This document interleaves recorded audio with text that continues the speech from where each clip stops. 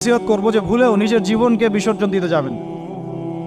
আল্লাহ রাব্বুল আলামিন আপনাদেরকে সৃষ্টি করেছেন তার ইবাদত করার জন্য এবং তার জমিনে তার দিনটাকে প্রতিষ্ঠা করার জন্য।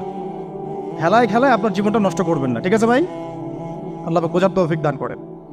তো কলম সৃষ্টি করার পরে কিয়ামত পর্যন্ত সব লেখা হয়ে গেছে। এখন আমাদের এই পৃথিবীতে তো মানুষ ছিল না, ছিল? এদিকে মনোযোগ দেন। এই পৃথিবীতে কি আগে মানুষ ছিল?